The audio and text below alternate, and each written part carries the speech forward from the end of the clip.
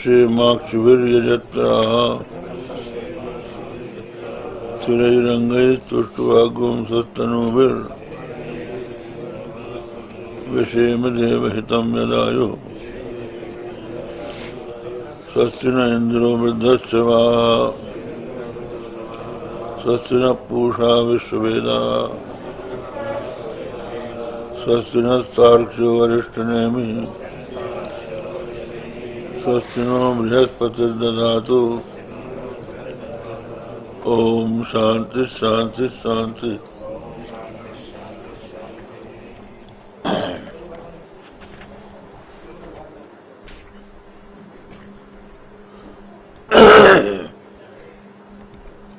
अतः सर्वकर्मणा सत्वात् स्वेन आत्मा अद्वैस्य अव्यभिचारात् कल्पनावस्थायामपि अद्वैता सेवा।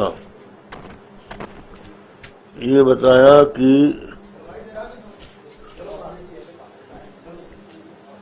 नहीं निरास्पदा ही ना, नहीं निरास्पदा काचित कल्पना उपलब्धते। कल्पना कभी भी निरास्पद नहीं होती। जैसे रज्जु में सर्प की कल्पना रज्जु में होती है, रजत की कल्पना सुक्तिका में होती है, तो कोई ना कोई उसका आस्पद होता है। तो ऐसी स्थिति में निरास्पद कल्पना हो नहीं सकती। इसलिए जो आत्मा है वो समस्त कल्पनाओं का आस्पद होता है, इसलिए वो तो अद्वय है, क्योंकि उसमें व्यभिचार नहीं है और कल्पना जो है उनमें व्यभिचार है। तो ये कह रहे हैं कि कल्पना अवस्था में भी वो एक ही है, अनेक नहीं है। उसी में कल्पनाएं हो रही हैं। जैसे रज्जु में ब्रह्मदशायाम अनेकों कल्पनाएं होती हैं, सर्पधारा माला आदि। तो जिस समय कल्पना होती हैं तब भी अकेली रज्जु ही है, वहां ये कल्पनाएं तब भी नहीं है, ब्रह्मदशा में भी नहीं है। इसी प्रकार जगत में जो आत्मा है बंधन दशा में भी, जबकि वो अपने आप को बद्ध समझ रहा है, उस समय भी उसमें बंधन नहीं, बंधन उसका कल्पित अद्वैता। तो बोले फिर जब उसमें द्वैत है ही नहीं तो फिर ये कष्ट क्यों हो रहा है, दुख संसार में क्यों हो रहा है? तो बोले जैसे रज्जु में सर्प की कल्पना होने के समय भी सर्प नहीं है, तो भी वो जो कल्पना है वो उद्वेग करती, भय कंपादि उत्पन्न करती। इसी प्रकार ये संसार न होते हुए भी सुख दुख प्रदान करता है। इसलिए उस अद्वैता को अगर समझ ले तो ये सब समाप्त हो गया।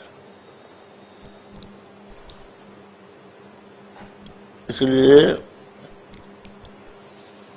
कल्पना ही अशो है और कल्पना रहित जो अपना स्वरूप है।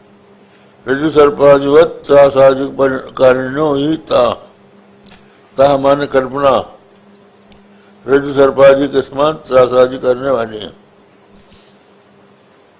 अद्वैत अभयता, अद्वैता अभयता, अद्वैता अभया। अद्वैत जो है वो अभय है, सही में शिवा। ये समझ लीजिए कि रज्जु में सर्प नाम की कोई दूसरी वस्तु की जब हम कल्पना करते हैं तो त्रास आदि हमको होता है, त्रास होता है। और अगर हम उस कल्पना का त्याग कर दें, केवल रज्जु को ही देखें, तो ये त्रास मिट जाएगा। इसी प्रकार आत्मा जो है वो अद्वय है, उसमें द्वैत है नहीं। तो जब तक कि हम उसकी अद्वैता को नहीं जान लेते तब तक ही संसार का दुख हमारे ऊपर। जैसे हम जान लेंगे संसार की त्रास देने की जो शक्ति है वो समाप्त हो जाए।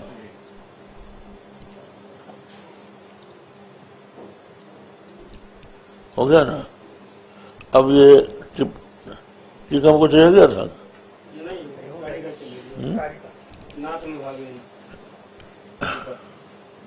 नात्मभावेन नानेदम न स्वेनापि कथंचन न पृथक न पृथक न पृथक किंचित न पृथक किंचित इति तत्वविदो विदुः। अब ये बोलते हैं कि कुतश्चाद्वैता शिवा, अद्वैता शिवा माने सुखकारी कल्याणकारी कैसे? नाना भूतम पृथक्तम अन्यस्य अन्यस्मात् यत् दृष्टम तत् अशिवम भवेत्।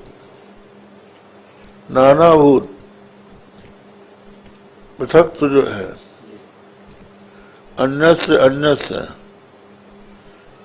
पृथक एक दूसरे से भिन्न जब तक हम देखते हैं तब तक अशिव होता है। नहीं अत्राद्वये परमार्थ सत्वात्मनि प्राणादि संसार जातम इदम जगदात्म भावेन परमार्थ स्वरूपेण ध्रुवप्रमाणम नाना वस्तुअंतर्भूतम भवति। तो बोले कि उस अद्वय परमार्थ सत्य जो आत्मा है उसमें प्राणादि संसार जात माने समूह, यही जगत है, वो आत्मभावेन, आत्मभाव से माने परमात्म स्वरूप से यदि निरूपण किया जाए तो नाना वस्तुअंतर्भूतम भवति।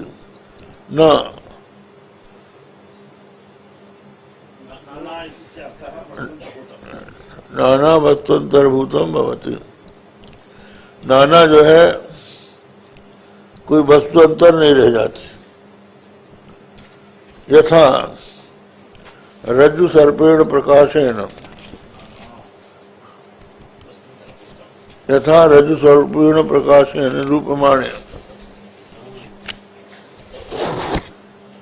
रज्जु सर्प का प्रकाश के द्वारा निरूपमान हो, उसको देखें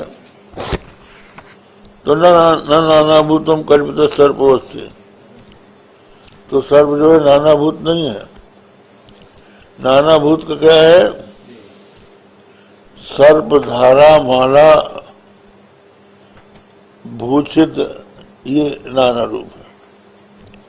तो जब हम रज्जु के स्वरूप का निर्धारण कर लेते हैं ये नाना तो नहीं रह जाता। उसी प्रकार जो प्रणादि विकल्प है आत्मा में ये नाना भूत है। तो जब हम विचार करके जान लेते हैं कि आत्मा एक ही है, दूसरी कोई वस्तु है नहीं, तो ये कल्पना समाप्त हो जाती है। तो अशो ये कल्पना है, अशो वो दूर हो जाती है। नापि स्वेन प्रणाद्यात्मा आत्मना इदम विद्यते। कहते हैं कि जैसे सर्पादि के रूप में ये कभी भी नहीं है रज्जु में, उसी तरह से प्राणादि विकल्प भी आत्मरूप से नहीं है। कदाचित तभी रज्जु सर्पवत् कल्पितत्वादेव, ये कल्पित है।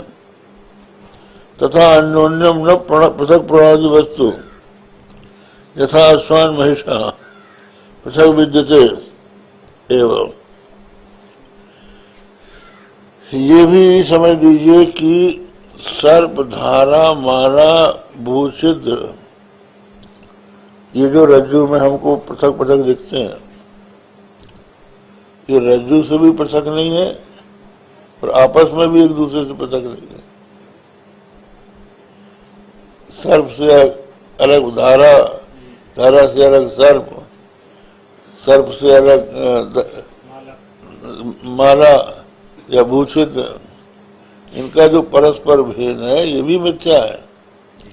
इनमें से कोई एक सत्य होता है तो उसकी अपेक्षा हम कहते हैं कि ये सत्य है, ये भेद सत्य है।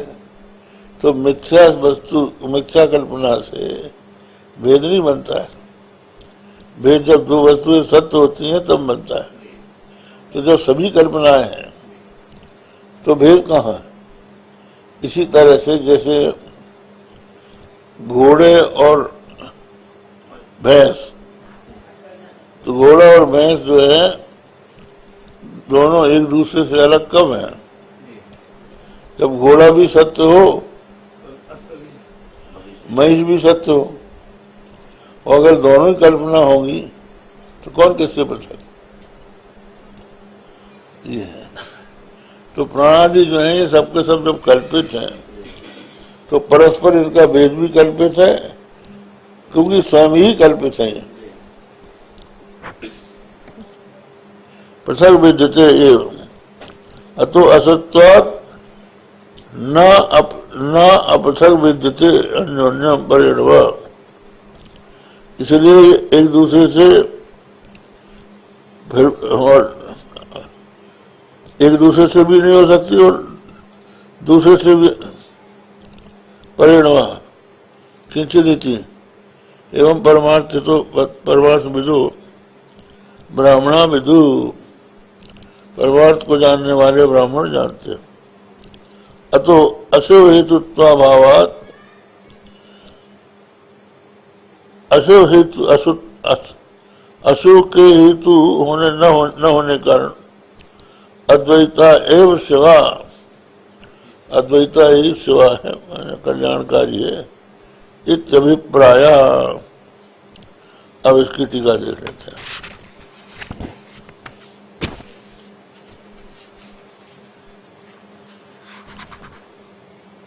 किंच किमिदं नानाभूतं द्वैतम् आत्मतादात्म्येन वा सिद्ध्यति स्वातंत्रेण वा इति विवेक्तव्यम्। अब ये नवीन विचार आया कि जो नानाभूत द्वैत है, नाना माने पृथक पृथक, ये आत्मा के तादात्म्य से सिद्ध होता है या स्वतंत्र रूप से सिद्ध होता है? इस पर विचार करना चाहिए। तो बोले नाद्या नात्मभावेन, नात्मभावेन का अर्थ किया इदम ही नानाभूतम द्वैतम नात्मा तादात्म्येन सिद्धमानति। आत्मा से तादात्म्य रूप से सिद्ध नहीं किया जा सकता।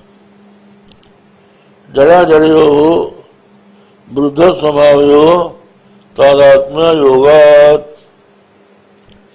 तादात्म्य क्या कहते हैं? इसको कहते हैं अभेद।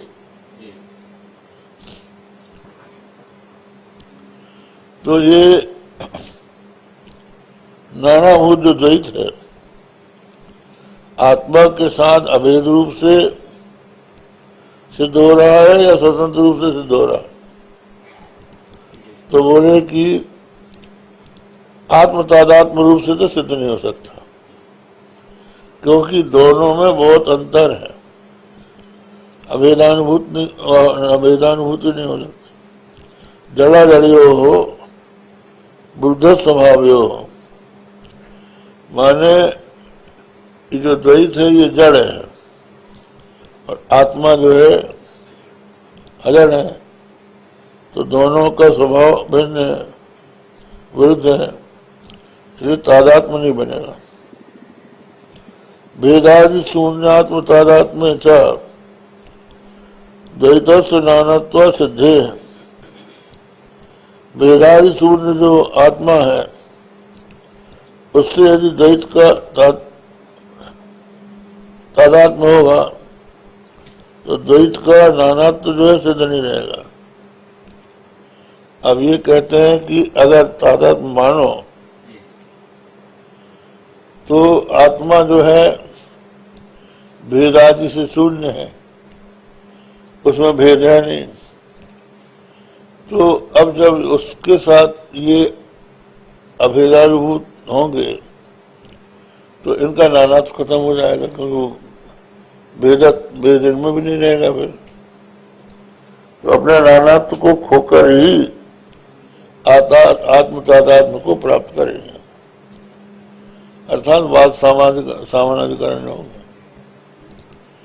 जब अपने स्वरूप का त्याग कर देंगे ये, तब आत्मा से अभिन्न होंगे, अन्यथा नहीं होंगे। द्वितीय भूषयति, दूसरा वो कहते हैं स्वातंत्र्येण वा नत्वेन थी। इसकी टिप्पणी है 4।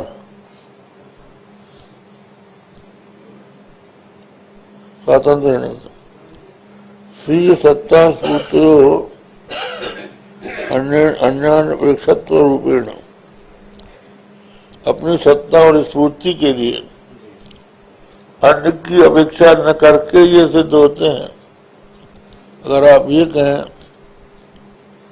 तो कहते स्वयं सत्ता प्रतीत्यो अन्यापेक्षता लक्षण स्वातंत्र्य नापि नहीं उदयितम सिद्धम पारयति, तब भी सिद्ध नहीं हो सकता। तथा स्वातंत्र्य सत्यात्मक प्रसंगात आत्मनो अद्वैता पातात अद्वैतत्वा पातात, तथा स्वातंत्र्य सत्यात्मत्व प्रसंगात अनात्मनो अद्वैता आत्मनात्मो अद्वैतात अद्वैतत्व पातात इत्यर्थ। ये कहते हैं कि 2 रूपावच्छिन्नत्वेन आत्मवत्, हाँ,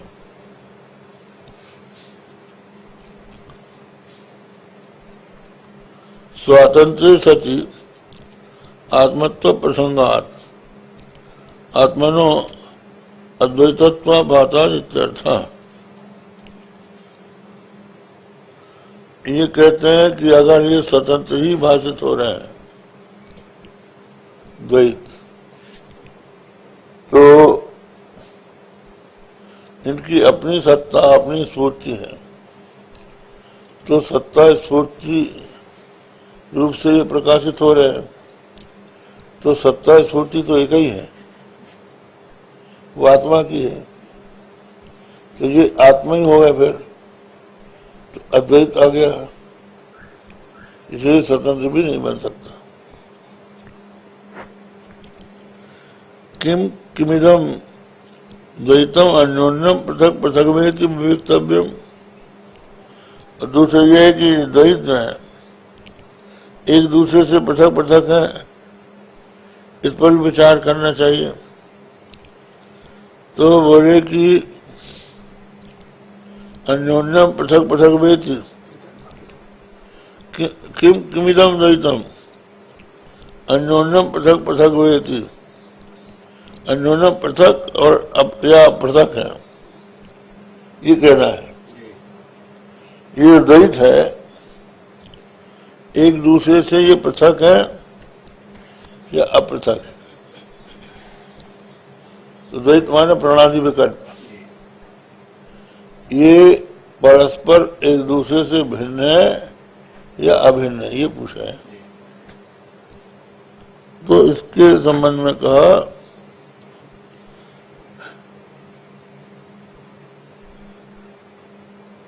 न पृथक नहीं कुछ किंचिदपि द्वैतम परस्परम पृथगेव सिद्ध्यति।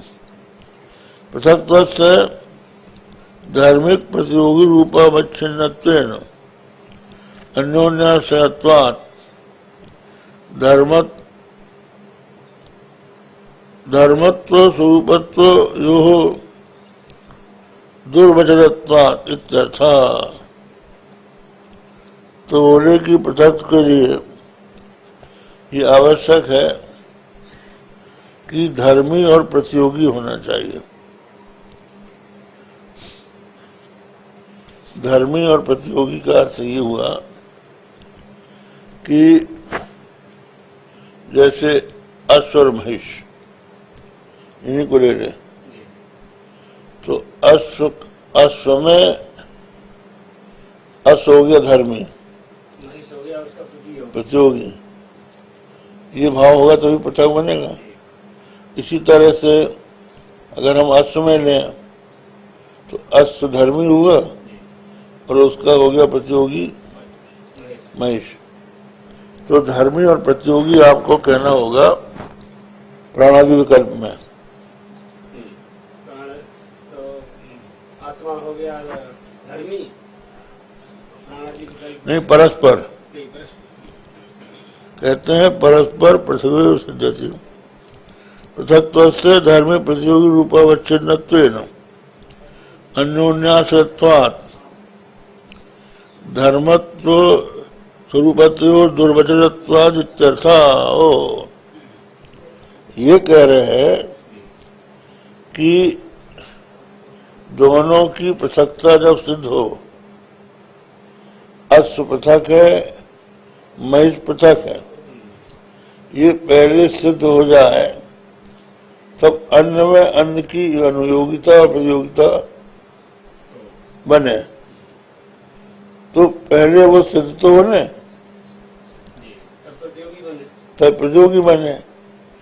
जब उनका पृथक तो सिद्ध होगा तब वो धर्मी और प्रतियोगी बनेंगे। और पृथक जब धर्मी और प्रतियोगी बन लेंगे तब वो एक दूसरे से पृथक होंगे। तो पृथकत्व के लिए, भेद के लिए, परस्पर भेद के लिए धर्मी प्रतियोगी बनना पड़ेगा और धर्मी प्रतियोगी के लिए पहले भेद सिद्ध करना पड़ेगा। अन्योन्याश्रय, अन्योन्याश्रय का मतलब ये है अपनी ज्ञप्ति और उत्पत्ति के लिए एक दूसरे पर अवलंबित होना, यह अन्योन्याश्रय है। तो हम और अश्व और महिष को पहले एक दूसरे से पृथक जान लें, ठीक है साथी जी।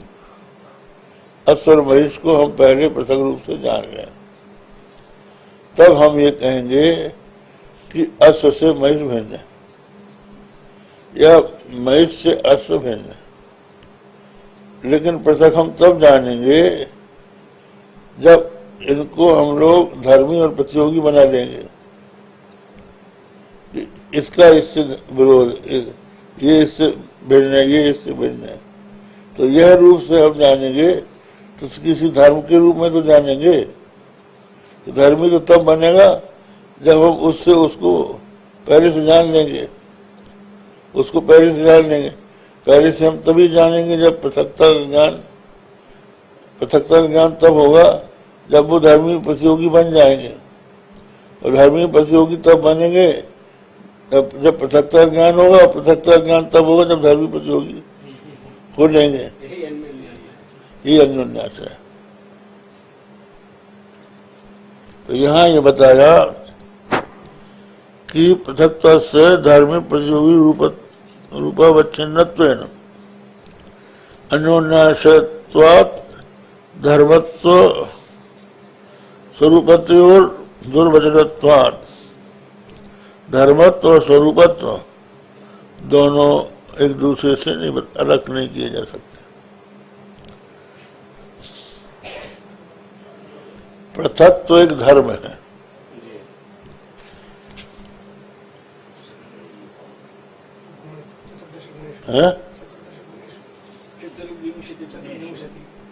पृथक तो एक धर्म है। तो हम ये कहेंगे अन्योन्याश्रय नहीं है, क्योंकि अश्व में महिष से पृथक तो है, पृथक नाम का एक गुण है। वो महिष में अश्व से पृथक नाम का गुण है, और अश्व में महिष से पृथक नाम का गुण है। तो बोले पृथक नाम का जो गुण है वो हो गया धर्म, और महिष जो है अश्व जो हो गया वो धर्मी हो गए। तो बोले दोनों को अलग नहीं किया जा सकता। दुर्वचत्वात्, गुण गुणी को एक दूसरे से अलग नहीं कर सकते, इसलिए दोनों को एक मानना पड़ेगा और इसे अन्योन्याश्रय बन जाएगा।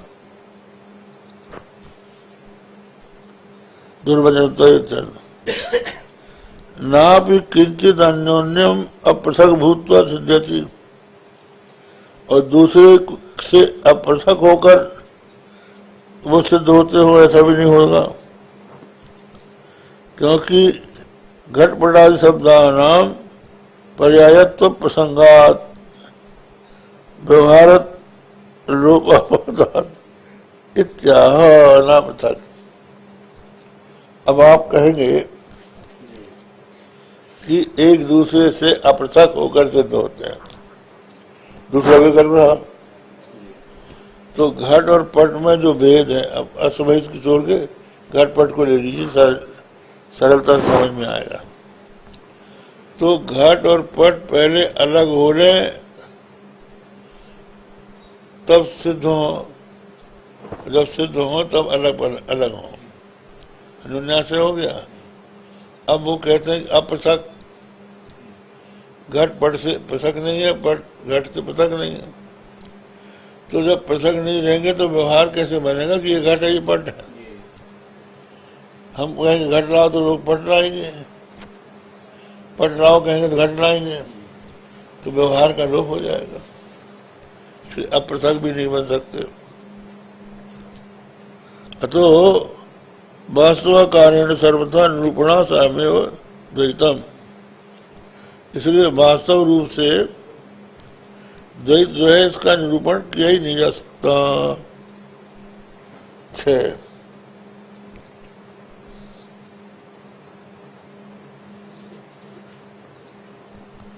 इसमें सब ठीक कह दिया।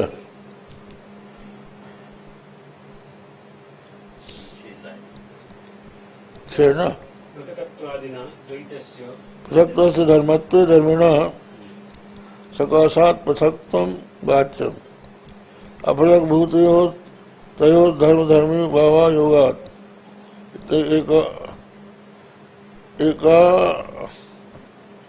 एकानवस्था तथा पृथक्त्वं किम पृथक्त्ववति वर्तते तद्वैते भाग्य सारा हो गया। नान्ते ओहो दुर्वचत्वात् जो कहा ना, उसका यहाँ पर विस्तार किया गया कि अगर आप ये कहें कि धर्म और धर्मी अलग अलग हैं, तो वो कहते हैं कि प्रतियोगी विशिष्ट से पृथक रूप से धर्मत्व घटादेर अभी हो गया। स्वरूपत्वंतु तस्य तरह सापेक्षत्वादेव न संभवती। पृथक्त्व से धर्मत्व, पृथक्त्व को यदि आप धर्म माने तो धर्म न सकाशात् तस्य पृथक्त्व वाच्यम्। हो ये कह रहे हैं, पहली पंक्ति का अर्थ और विस्तार से टिप्पणी में किया गया है कि पृथक तो जो है पहले अन्योन्यास से बताया था ना कि पृथक तो सिद्ध के होले तब अनुयोगित्व प्रतियोगित्व बनेगा, भेद सिद्ध होगा, और भेद सिद्ध हो जाएगा तब उनका धर्म बने ये होगा। अन्योन्याश्रय को मिटाने के लिए उन्होंने कहा कि पृथक तो जो है वो वस्तु का गुण है, उसमें पृथक तो रहता है। तो यहाँ ये प्रश्न आता है कि गुण और गुणी यदि पृथक है तो उनमें भी पृथकता का आधार क्या है? कोई दूसरा धर्म होगा। जिस धर्म को लेके हम गुणी को गुण से अलग करेंगे और उसको भी अगर आप जानना चाहें कि ये दोनों कैसे अभिन्न है या कैसे भिन्न है, तो उनके लिए भी किसी अन्य गुण धर्म की आवश्यकता पड़ेगी, तो यहाँ पर अनवस्था हो जाएगी। इसलिए उसको दुर्वच कह दिया। और इधर इनका जो था अपृथक जो कहते हैं, तो नाना भूतम इत्यस्य पर्यायोपादानम पृथक्त्वम्, तो पर्याय हो गया तस्य वह कारण यदुक्तम अद्वैता शिवाय तत्तर उपन्यास परत्वम श्लोक से दर्शयति कुतश्चेत्। तो ये मूल हो गया। नात्म भावेन नानेदम न स्वेनापि कथंचन। कहते हैं आत्मभाव से ये नाना नहीं बन सकते और अपने भाव से भी नहीं बन सकते, न पृथक रूप से न अपृथक रूप से। इति तत्वविदो विदुः अतो वास्तवाकारेण सर्वथा निरूपणाश्रयमेव द्वैतम परितमाह इति तत्वविदु। यदुक्तम अद्वैता शिवा इति हि तंत्रोपन्यास परत्वम श्लोकस्य दर्शयति कुतश्चेति। तो कहा इसको जाना, का नाना भूतम इत्यादि नाना भूतम इत्यस्य पर्याय उपादानम पृथक्त्वम् इति तस्य भय कारणत्वं प्रकटयति अन्यस्य तत् व्याघ्रचोरादित्यादौ इति यावत् तद् भय कारणं भेददर्शनम् अद्वये वस्तुनि नास्ति नहीं थी अध्यस्तम अधिष्ठान रूपेण तत्व निरूपमाणम असदेह भवति इति दृष्टान्तमा यथेत।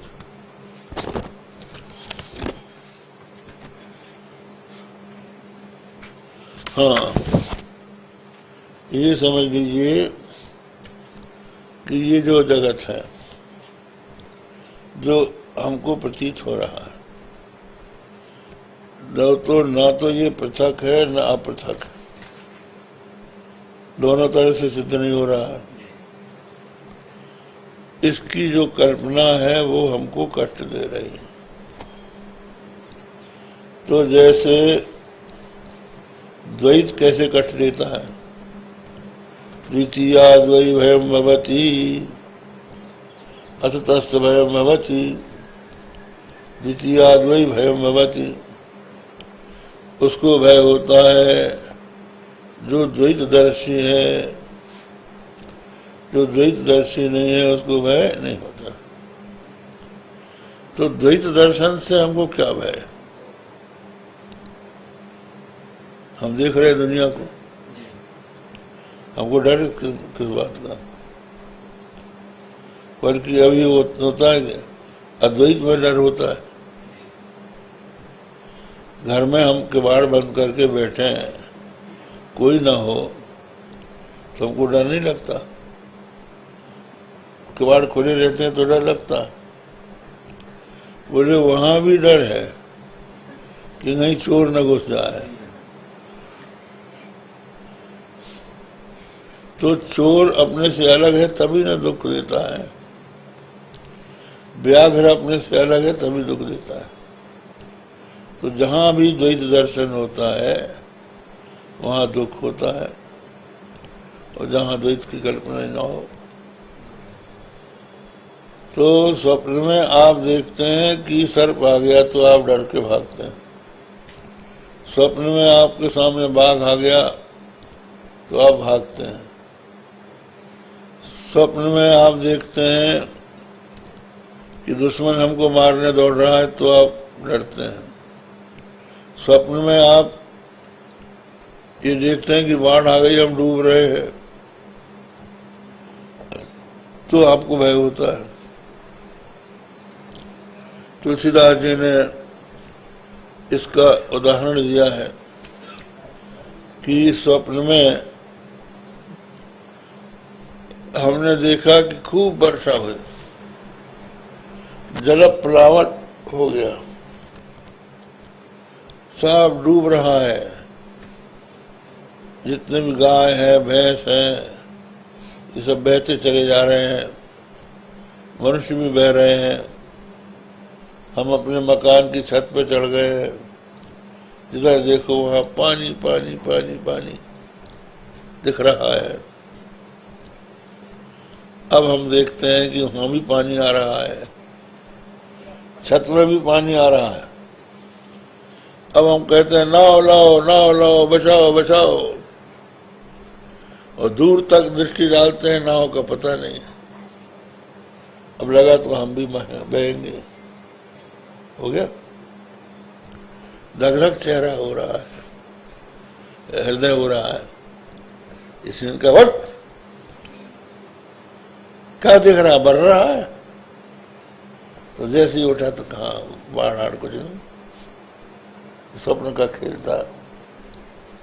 इसलिए भगवान शंकराचार्य जी ने कहा कि क्षण में भी सज्जन संगत का भगवत भवानो तरणेनो का, क्षण मात्र की सज्जन संगति।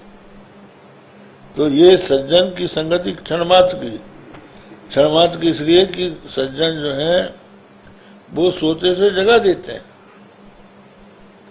क्षण भर में जाग जाता है। तो ये सब का सब भय खत्म। तो जहां अपने आप को अलग देखा कि हम में ये सब कुछ है नहीं, सब कल्पना से हम देख रहे थे अपने में, वास्तव में आत्मा जो है नित्य शुद्ध मुक्त स्वभाव है, अद्वैत है। और ईश्वर से भी जब तक अपने से भय, ईश्वर भिन्न है तभी तक डर है कि भाई भगवान है, हमको दंड दे देंगे, मारेंगे, नरक भेज देंगे। जब भगवान को अपनी आत्मा समझ लोगे तो कौन के सुध करते, वो भी हमारी आत्मा ही है। तो अपने से किसी को डर थोड़े होता है, अपने कौन नरक देता है। तो भेद बुद्धि से ही भय होता है, भेद का त्याग करने से। अद्वैता सदा शिवा दृष्टांत यथेति यथा प्रदीप प्रकाशे अधिष्ठान मात्रतया समारोपित सर्पो यदा निरूप्यते तदा नासो तद व्यतिरेकेण सिद्ध्यति। जब हमको रज्जु में सर्प दिखता है तो हम दीपक का प्रकाश लेके वहां देखते हैं तो समारोपित सर्प जो है ढूंढते हैं तो वो रस्सी से व्यतिरिक्त नहीं दिखाई पड़ता। तथा जगदपि आत्मस्वरूप निरूपमाणम, आत्मस्वरूप से निरूपमान किया जाए तो नान्यत्वेन सिद्ध्यति, अन्य रूप से सिद्ध नहीं होता।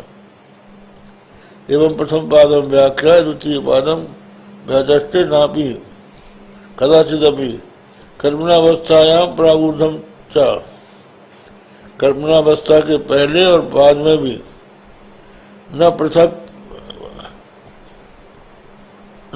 इत्यस्य अर्थमः तथेति।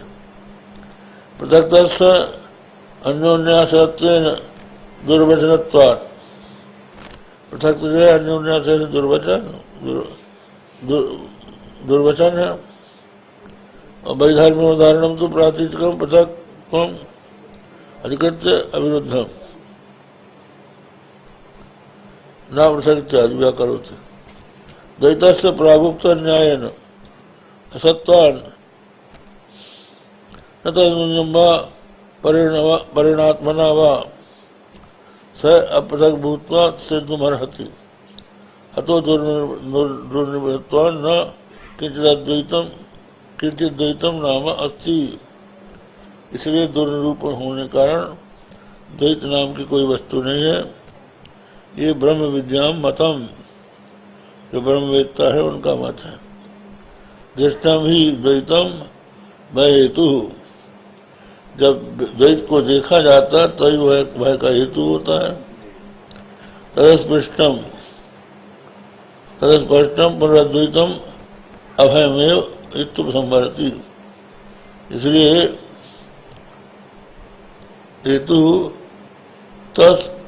तदस्पृष्टम पुनरद्वैतम अभयमेव, तो द्वैत से आत्मा का कोई स्पर्श नहीं है, इसलिए वो अभय है। वीतराग भय क्रोधैर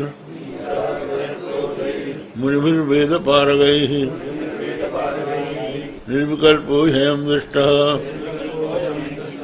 प्रपंचोपशमोद्वयः। ये सम्यक दर्शन कहलाता है। तो देता सम्यक दर्शनम स्तूयते, इसकी स्तुति करते हैं।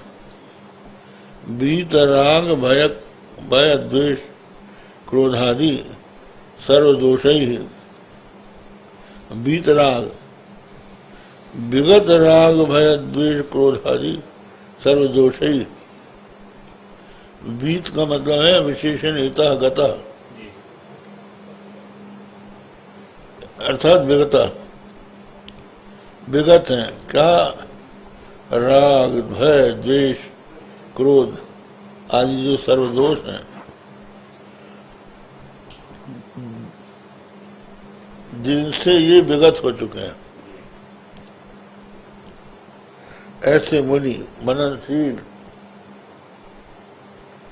जो सत्पुरुष हैं, जिनके मन में न राग है, न द्वेष है, न क्रोध है,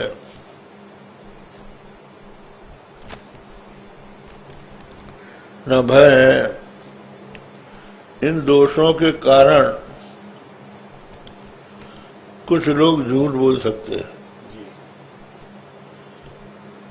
कुछ का कुछ बता सकते हैं, लेकिन वीतराग भय क्रोध है, जिनमें राग भय क्रोध जा चुके हैं, ऐसे मुनि और वेद पार गई सर्वदा मुनिभिर मननशील, जो मनन करते रहते हैं, विवेकी भी, विवेकी जो है मननशील, वेद पार गई है अगवत वेदार्थ तत्व ही, वेद का जो अर्थ है, वेदार्थ तत्व, वेद का जो परम तात्पर्य है, उसको जानने वाले ज्ञानी भी ज्ञानियों के द्वारा निर्विकल्प सर्व विकल्प शून्यो अयमात्मा, ये समस्त विकल्पों से शून्य आत्मा है, ये दृष्टा उपलब्ध हो गया। वेदांतार्थ तत्पर ही कहते, वेदांतार्थ को तत्पर, वेदांतार्थ तत्पर ही, वेदांतार्थ में तत्पर जो है वो आत्मा कैसा है? प्रपंचोपशमः, जिसमें प्रपंच नहीं है। प्रपंच क्या है? द्वैत भेद विस्तारा, द्वैत का भेद विस्तार, यही प्रपंच है। तस्य उपशमः, उसका उपशम माने अभाव। यस्मिन् स आत्मा प्रपंचोपशमः, तो जिसमें द्वैत भेद का विस्तार का अभाव हो गया है, ऐसा आत्मा प्रपंचोपशम है, इसलिए वो अद्वैत है। उस आत्मा को विगत दोष ही पंडित ही है। विगत दोष वाले जो पंडित हैं, वेदांतार्थ तत्पर ही, वेदांतार्थ में तत्पर जो रहने वाले हैं, वो कौन? सन्यासी भी। सन्यासियों के द्वारा परमात्मा दृष्टुम शक्यो, वही उसको देख सकते हैं। नान्य ही रागादि कलुषित चेतो भी, रागादि कलुषित चित्त वाले जो है, स्वपक्षपाती दर्शन ही तार्किता हुई इत्यभिप्राय। सन्यासियों को पक्षपात क्या है? भाई बात यह है कि यहाँ सन्यासी का मतलब क्या है? जिसने सब कुछ त्याग दिया वो सन्यासी। क्या विशेषण तो पकड़ो पहले। बीत राग भय क्रोध ही, जिनके राग द्वेष भय क्रोध विगत हो चुके, और जो मुनि है, मननशील है, वेद तत्व को जानने वाले हैं, ऐसे लोग तो सन्यासी। फिर कहा सन्यासी अर्थात जिनको संसार का व्यवहार करना है, जिनके शत्रु मित्र मध्यस्थ उदासीन है, कभी कभी क्रोध भी आता है, कभी राग भी होता है, संसार के द्वैतदर्शी लोग हैं, उनको समय कहाँ है आत्मविचार का।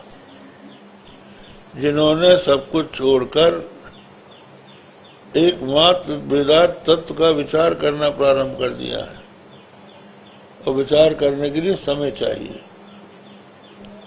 आपको वेदांत विचार करना है, यहाँ आप श्रवण करने आ गए, खेत में जाना है, नौकरी में जाना है, आपकी ड्यूटी है, घर में कोई काम आ गया, किसी ने आपकी निंदा कर दी, क्रोध आ गया, द्वेष हो गया, आपस में झगड़ा हो गया।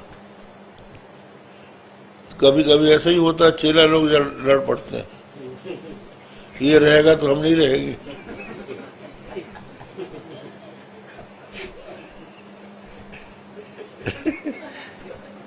ये हो गया।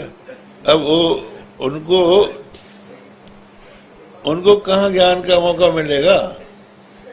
जब इन सब चीजों से अपने को अलग करके वेदांत का विचार करेंगे, श्रवण मनन निधिध्यासन करेंगे, तब उनको अद्वैत तत्व का बोध हो सकता है।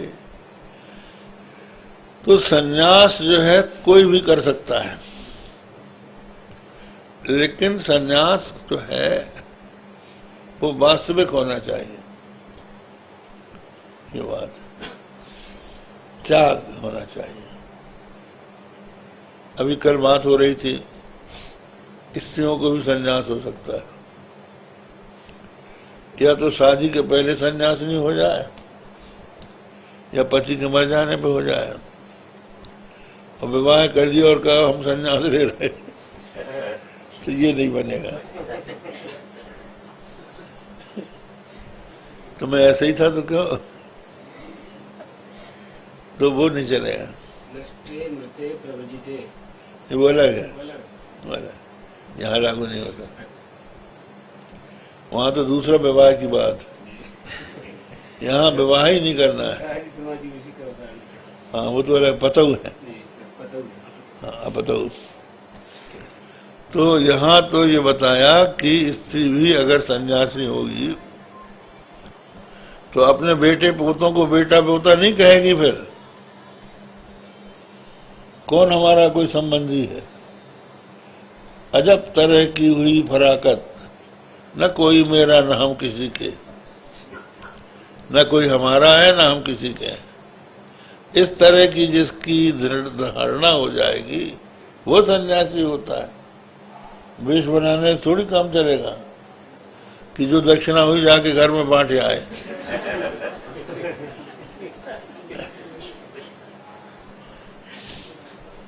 तो गेरुआ कपड़ा पहन लेने से भी काम थोड़ी चलेगा। वो तो संबंध छोड़ दे गृहस्थ आश्रम का। तो ये नहीं होता है। वेश बनाते हैं लोग तो अपने किसी उद्देश्य को लेकर बनाते हैं, तो वो उद्देश्य सांसारिक नहीं होना चाहिए, आत्मविचार होना चाहिए। तो ये ऐसे लोगों ने उस आत्मा का साक्षात्कार किया है। अब बहुत से लोग हैं द्वैतवादी हैं, भेदवादी जो है उनका भेद में ही आग्रह है, तो वो लोग फिर नहीं मानेंगे क्योंकि मननशील नहीं है। वो कहते हैं कि नहीं जी, जीव ईश्वर में अंतर है, वो सर्वज्ञ है, तुम अल्पज्ञ हो। वो सारी सृष्टि उत्पन्न करते हैं, तुम कहते हो हम ब्रह्म हैं, तुम मक्खी बना के दिखा दो। तुम मक्खी नहीं बनाते, उन्होंने सारा संसार बना दिया, उनकी बराबरी करोगे तुम? ये रामचरितमानस में यही है, जीव की ही समान। वो भगवान शंकर के बारे में नारद जी कहते हैं कि तुम्हारी कन्या में इतने दोष हैं, बर के दोष, लेकिन इन बरों में अगर शंकर जी हों तो ये दोष भी गुण होते हैं। बोले समरथ को नहीं दोष गुसाई, रवि पावक सुर सरी की नाई। समर्थ में कोई दोष नहीं। रवि पावक सुरसरी, रवि जो है सूर्य है, सूर्य की किरणें बगीचे में भी पड़ती हैं और मलमूत्र में भी पड़ती हैं, लेकिन वो अपवित्र नहीं होता।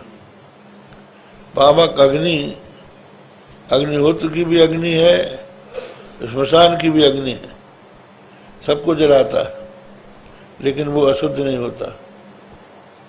और सुरसरी गंगा है, वो चाहे कोई जल उसमें पड़ जाए वो अशुद्ध नहीं होती। समरथ को नहीं दोष गोसाई, रवि पावक सुरसरी की नाई। बोले हम भी समर्थ हैं, जो असहिष्का करें नर, जड़ विवेक अभिमान, पर ही कल्प भरी नरकमा जीव की समान।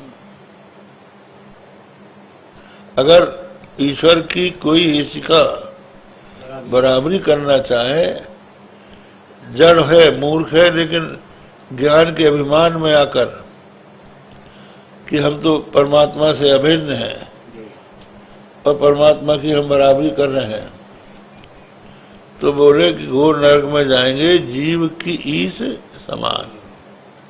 क्या जीव ईश्वर के समान हो सकता है?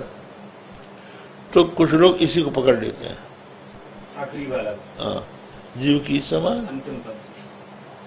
तो यहाँ भाई ये कहा है कि जीव की समान, जीव ईश्वर के समान कहा है, समान समत्व का निषेध किया है, एकत्व का निषेध कहाँ किया है? जीव ईश्वर के समान नहीं है, लेकिन स्वरूप तो है, वो उन्हीं का स्वरूप है। इसलिए है समान जो है उसमें भेद है। सदिश कहते हैं, क्या है सदिश का लक्षण? तद्भिन्नत्वे से तद्गत भूयो धर्मत्व सदिशत्व। उससे भिन्न होकर उसके जैसे गुण हो वो समान होता है। तो जीव जो है परमात्मा से भिन्न होकर परमात्मा जैसे गुण अपने में आरोपित करे तो वो समानता होगी, लेकिन वो भिन्न ही नहीं है। परमात्मा हमारे स्वरूप से भिन्न नहीं है, तो एकत्व में कहाँ समता है? एकत्व अलग चीज है, समत्व अलग चीज है। तो यहाँ पर समान की बात है। एकत्व का विरोध नहीं है। तो इसमें सीधी बात यह है कि शक्ति जो है वो चैतन्य की उपाधि है। ईश्वर चैतन्य है, जीव भी चैतन्य है। उसमें जो सर्वशक्तिमत्ता है वो माया उपाधि से है, और जीव में जो अशक्तिमत्ता है वो अविद्या उपाधि से है। तो ये विद्या और अविद्या उपाधि के कारण दोनों का परस्पर भेद दिखाई पड़ता है। इन उपाधियों को लेकर बराबरी करेगा तो नरक जाएगा, उपाधियों को त्याग कर दो तो आत्मा आत्मा सबका ही कहिए। नदियां एक घाट बहु तेरा, कहे करीब कबीर बचन का फेरा। चैतन्य एक ही है और शरीर अलग अलग है, घाट अलग अलग ये है। तो ऐसा जो आत्मा है तत्वदर्शी ने देखा है, मुनिभिर वेद पार गई। तो कहते हैं स्वपक्षपाती दर्शन ही, पक्षपाती दर्शन वाले जो है वो नहीं मानते हैं। रागादि कलुषित वचन चित्त है उनका, और तार्किक आदि, तार्किक माने ये न्याय वैशेषिक माने, ये भी जीव ईश्वर का भेद मानते हैं। और बहुत से लोग तो वेदांत से इसलिए चिढ़ते हैं कि उनके हाथ से चेले निकल जाएंगे। वेदांत अगर सुन लेंगे कि भाई जीव ईश्वर में भेद ही नहीं, तो वो जो कान फूंक के बैठे हैं कि ये सदा की सदा हमारी गुलामी करेगा, वो उनके चंगुल से छूट जाएगा। तो पहले ही से वो डरवाने लगते हैं, अरे उधर मत जाओ, कौन सा तुम्हारा मारे। तो उन लोगों को ये तत्व का दर्शन नहीं होगा, क्योंकि पहले से ही उनको बहका दिया गया है। इसी में एक दृष्टांत है। एक राजा था, उसका मंत्री था भर्चु। वो राजा का बहुत ही वफादार था, राजा का प्रिय था। दूसरे मंत्री उससे जलते थे। तो उन लोगों ने सोचा कि इसको अलग किया जाए। राजा इसके रहते हमको नहीं मान रहा, तो उन्होंने राज्य की सीमा में एक उपद्रव खड़ा करवा दिया। तो उसको दबाने के लिए सेना भेजी गई, लेकिन सफल नहीं हुई। मंत्रियों ने कहा कि महाराज, भर्चु से ये काम बनेगा, इसको आप भेजिए। तो उन्होंने भर्चु को भेज दिया, जाओ सीमा के उपद्रव को, विद्रोह को दबाओ। भर्चु उधर दबाने गया, इधर इन लोगों ने कहा कि युद्ध में भर्चु मारा गया। राजा के पास जाके रोते हुए कह दिया कि महाराज भर्चु मारा गया। राजा ने उस दिन भोजन नहीं किया। आया हमारा इतना प्रिय मंत्री था, मारा गया, बड़ा दुख हुआ उसको। अब दूसरे दिन उन्होंने कहा कि महाराज वो तो मर के प्रेत हो गया है, आज वहां आया था, आज वहां गया था। ये अफवाह जिसको कहते हैं। मोबाइल से लोगों ने गणेश जी को दूध पिला दिया, कहीं कुछ हल्ला मचा देते हैं और लोगों की आंख में पट्टी बन जाती है। वो सुन सुन के वही दिखने लगते। जैसे निर्मल बाबा ने ऐसा आंख में पट्टी बांधी कि अनेक लोग उन्हीं के कहने उनको लगे कि इन्होंने करवा दिया। तो इस तरह से भर्चु को प्रेत सिद्ध कर दिया और राजा से कहा कि हुजूर ये अब प्रेत बन गया, कभी आपके पास भी आएगा। तो ये बड़ा खतरनाक काम है, वो भूत हो गया है, आपके सिर पे चढ़ जाएगा। तो उन्होंने अपने घर के पहरेदारों से कहा कि देखो भर्चू प्रेत हो गया, उसको मत आने देना। तो भर्चू बेचारा वहां सब उपद्रव दबा के आया, राजा को संवाद देना चाहता था। पहरेदार तुम नहीं जा सकते। तो वो घर गया, घर लौट के चला गया, तो घर वालों को भी लगा ये प्रेत हो गया है। तो वो भी देख के उनकी आंख फट गया। अब वो बेचारा जहां जाए वहीं सब लोग सब प्रेत समझ के उसको भगाए, हल्ला मचा दिया कि प्रेत हो चुका है, और रोज नई नई कथाएं सुनाए। आज उसके सिर पर चढ़ गया, आज उसके सिर पर चढ़ गया। तो भर्चू ने बेचारे ने सोचा क्या करें, राजा से भेंट हो तो हम बताएं।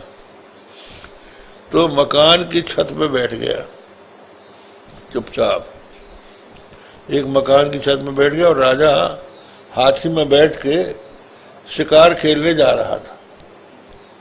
रास्ते में वो मकान पड़ा, तो ये उठा, जैसे ही उठा और राजा ने देखा कि ये भर्चू है, वो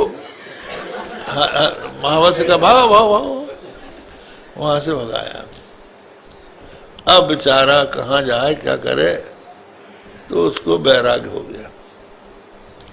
बैराग हो गई, घोर जंगल में चला गया, वहां कुटिया बना के भगवान का भजन करने लगा कि हटाओ क्या चक्कर में पड़े थे। अब वहां पर कंदमूल फल खाने लगा, दाढ़ी बढ़ गई, रूप ही बदल गया। और राजा एक बार शिकार खेलते हुए गया, अपनी सेना से बिछुड़ के वहां पहुंचा जहां इसकी कुटिया थी। भूखा प्यासा था ही, महात्मा की कुटिया देखी तो वहां पहुंचा। इन्होंने राजा का स्वागत किया, कंदमूल फल खिलाए, पानी पिलाया, जी में जी आया, और रात हो चुकी थी। बोले फिर रात्रि में आप विश्राम कीजिए। अब थोड़ी देर विश्राम के बाद दोनों उठ के बैठ गए। फिर राजा ने कहा महाराज कुछ उपदेश दीजिए। और उनको परमार्थ का उपदेश देते देते राजनीति का उपदेश देने लगे कि राजनीति में बहुत सावधान रहना चाहिए। शत्रु जो हैं वो भ्रम पैदा कर देते हैं, आपस में फूट डाल देते हैं, उनसे बचना चाहिए। देखिए कभी कभी किसी जीवित व्यक्ति को भी प्रेत सिद्ध कर देते हैं, ऐसा भी होता है। कहा महाराज ऐसा भी होता है। बोले तो हमको ऐसा लगता हमारा एक मंत्री था, वो मर के वो गया था, लोगों ने कहा कि वो प्रेत हो गया है, कहीं इसमें राजनीति तो नहीं है। कहीं राजन हो सकता है राजनीति है। तो बोले तो उसको तो हमने तिरस्कृत कर दिया, आने नहीं दिया। वो कहाँ गया होगा बेचारा, अगर जिंदा होगा तो। कहने लगे महाराज वो हाँ भाई हाँ भाई, अरे कहा राम राम राम। कहा जब सब तरफ से तिरस्कृत हुए तो हम तो जिंदा है महाराज, किसी तरह से यहाँ पर जीवन धारण किए हुए। तो उसका भ्रम दूर हुआ। इसी तरह से जो द्वैतवादी हैं वो भ्रम डाल देते हैं कि इनकी बातें ही मत सुनो, ये क्या बताएंगे सन्यासी लोग, इनका छुआ मत खाओ, ये अपवित्र होते हैं, ये रुतान तुल्य होते हैं। ऐसा सब उल्टा पुल्टा समझा के लोगों को बचा के रखते हैं कि वो तो उन लोगों को ये पता नहीं लगता है जो वेदार्थ तत्व को जानने वाले मुनि हैं, मननशील हैं, सन्यासी हैं, उन्होंने इस तत्व को जाना है और वो बताते हैं। ओम भद्रम कर्णे विष्णुयाम देवा भद्रम पश्येमाक्षुभिर्यजत्राः स्थिरैरङ्गैः तुष्टुवाग्मं सत्तनूभिर् वशेम देवहितं यदायुः स्वस्ति न इंद्रो वृद्धश्रवाः स्वस्ति न पूषा विश्ववेदाः स्वस्ति नस्तार्क्ष्यो अरिष्टनेमिः स्वस्ति नो बृहस्पति दधातु। ओम शांति शांति शांति।